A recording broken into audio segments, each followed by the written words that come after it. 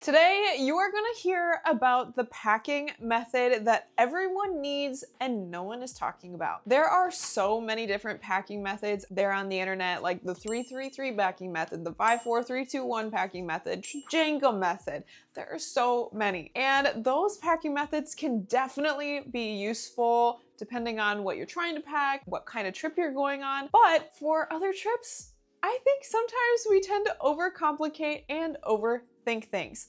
So today I am giving you my most intuitive packing method and showing it to you in a way that still keeps you mentally and physically organized and efficient while you're packing for any trip. And it is what I like to call the day-by-day packing method. If you've watched some of my other packing videos, you may already know where I'm going with this, because I have a free day-by-day packing list that you can download and use for every single trip. This is not trip specific.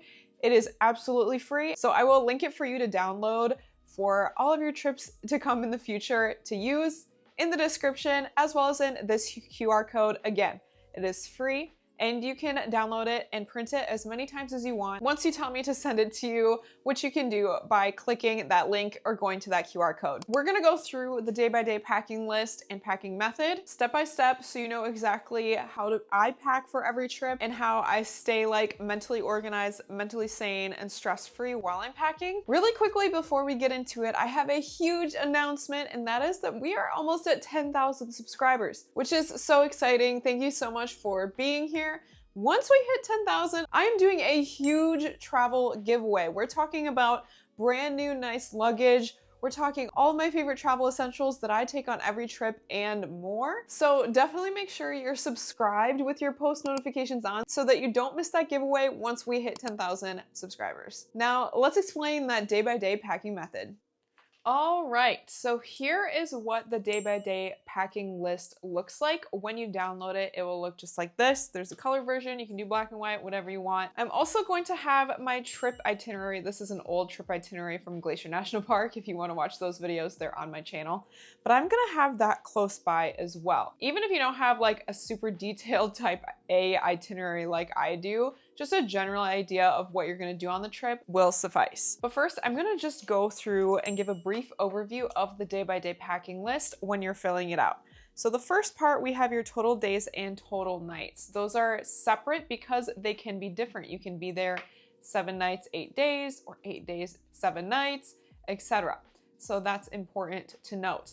Then you just have the date and weekday of your trip. This will help you count up your days and nights and just keep you organized. Now, this part is the intuitive part of the packing method that I mentioned earlier. I created this packing list because it is the most intuitive that I have used throughout all of my travel. This is what I'm thinking when I'm packing. I'm thinking about what I'm doing and the weather that is forecasted for my trip dates. Those are the most important things, obviously, when you are deciding what to pack. But what's nice about having it listed in a physical packing list is that I can easily see and visualize as I'm picking out my outfits when I'm packing exactly what I need for the itinerary days and what we're doing each day, as well as the weather that's forecasted for those days. Also, I have both the forecast like weather types, so sun, clouds, rain, wind, snow. We'll go through all this in detail in a second. And also the temperature, because it could be sunny, but 32 degrees Fahrenheit. It could be 80 degrees, but windy. Those feel very different. So that is why we have both. But we'll go over that in detail once we fill out the packing list. And then I also have a things to note section. So things that I usually put here are like, do we have a scheduled laundry day on the itinerary? I'll put that here so that I know, okay, I can re-wear some of these outfits as I'm picking them out when I'm packing. Or for another example, if I'm traveling to Europe and I'm going to be seeing churches or other places of worship where I need my shoulders and knees covered, I'll list that here. Or if I'm going somewhere where leggings aren't culturally acceptable, then I'll put that here so that I know and I'm remembering, and that is at front of mind when I'm actually picking out my outfits.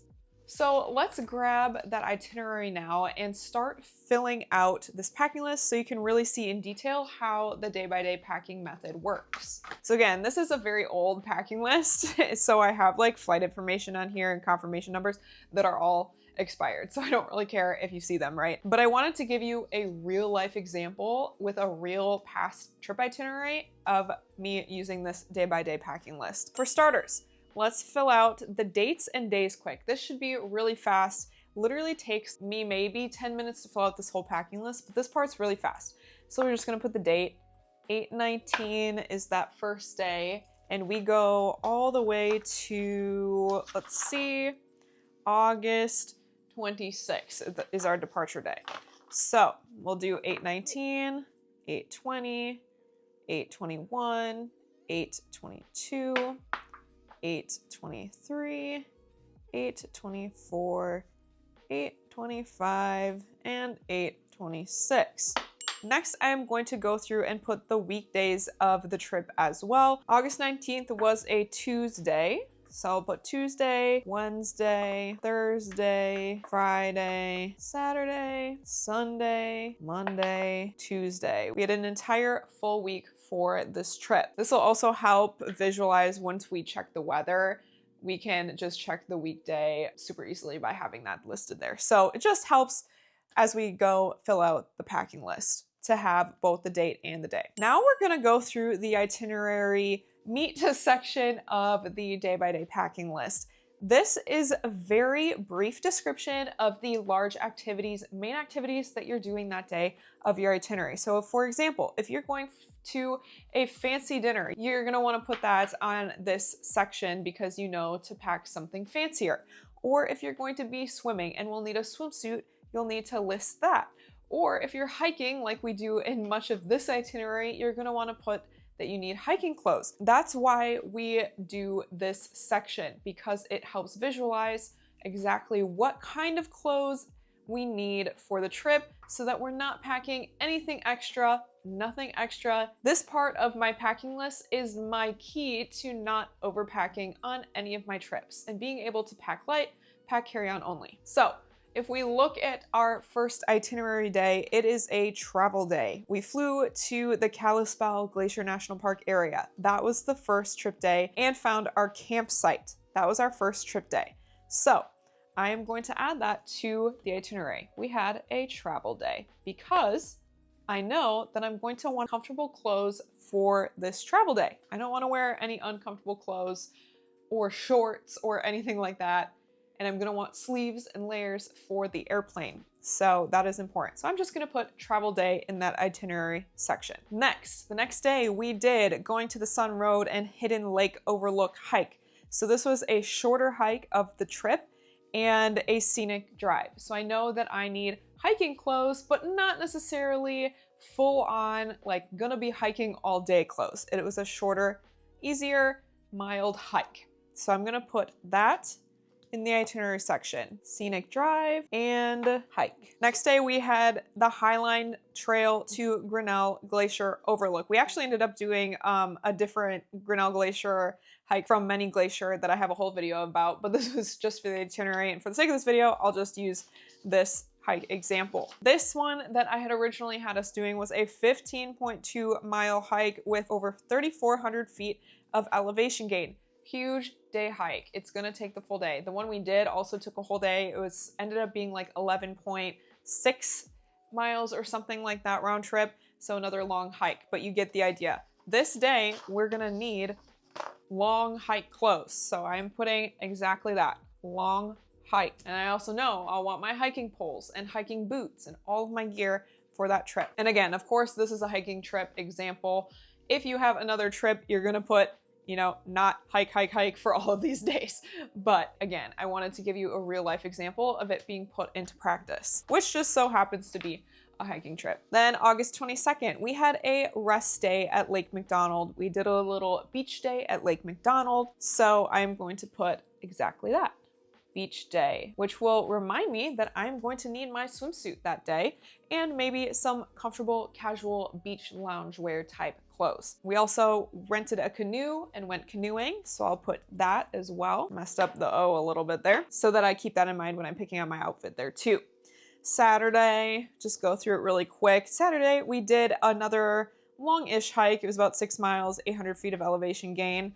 So I will put hike down for that. And then August 24th was a new one. We did whitewater rafting. Obviously very different clothing than hikes. We want water resistant, waterproof clothes, swimsuit, that kind of thing. So that is super important that I add that to this section so that I am reminded of that when I'm picking out my clothes. By the way, if you want a video going over how I plan all of my trip itineraries like this, if you'd be interested in that, definitely leave a comment. I would be happy to make a video about how I plan my trip itineraries too. Now, August 25th was a buffer day. I had planned because with hiking trips in particular, any outdoor trips, most trips in general actually, it's always nice to have a rain day because like we're gonna see in a second here, it is important to keep the weather in mind because if I was planning a beach day and then it happened to rain that day, that would be a bummer, right? So having a buffer day, rain day, where we could then go to the beach if it was sunnier that day instead of the original itinerary day,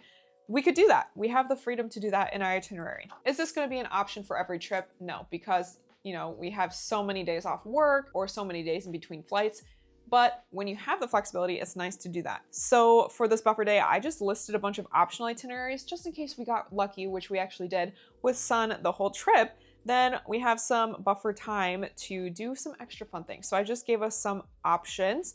So I'm going to I'll just put rain day. And that way I know to refer back to my options on my itinerary and think like, okay, we have a few different other hikes that we could do. We have hammocking or another beach day that we could do. We have some other areas of the parks that we actually did end up going to. So I know that I'm gonna want like casual, potentially hiking clothes again. So I just put rain day there. Then lastly, August 26th, we had our departure day, another travel day. And originally we had a layover in Minneapolis. So originally I was gonna have us go to the Mall of America during our long layover, but we actually ended up just going to the airport lounge instead. But for the sake of this video, I will put travel day and Mall of America because obviously that's gonna weigh into what travel day outfit I bring. I might want cuter loungewear that I can wear to the mall too, instead of just like a basic hoodie and leggings that I might otherwise wear in the airport.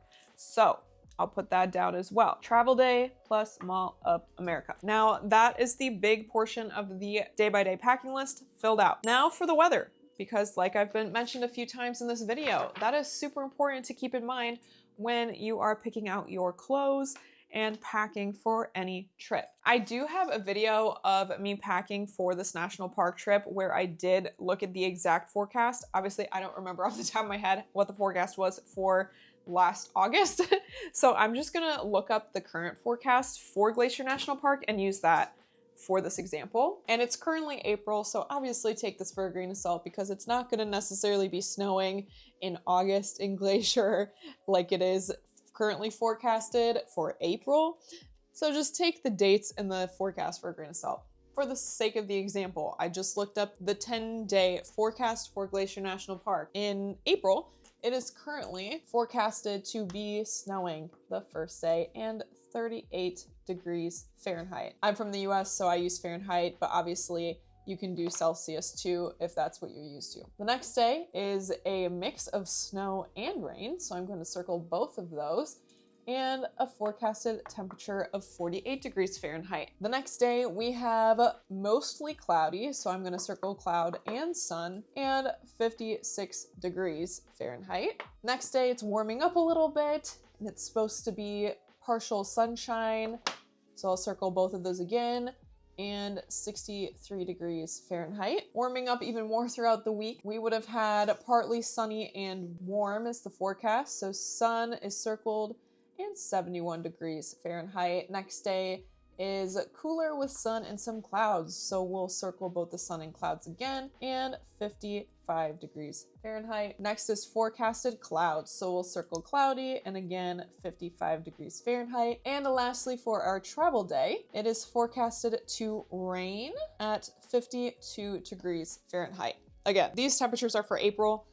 In August, you would most likely have warmer temperatures in Glacier, but I wanted to give you a real world, in real time example of looking up the forecast for this day-by-day packing list. Now that we have this whole section of the packing list filled out, I can really easily count up how many days and how many nights will be there. So days, we have 1, 2, 3, 4, 5, 6, 7, 8 total days, but I'm actually going to write 7 here instead of 8 because this day, I don't have to pack my travel outfit because I'll be home to put it on. I don't have to actually pack it in my luggage. So this day doesn't really count for your days, if that makes sense, because you're home to put on your outfit. You don't have to pack it. So I'm actually going to write 1, 2, 3, 4, 5, 6, 7 in the total days. Now, total nights. This Tuesday night, I do count in my total add up number because I will be in my destination that night. I will need to pack pajamas for that night. So night 1, 2, 3, 4, 5, 6, 7.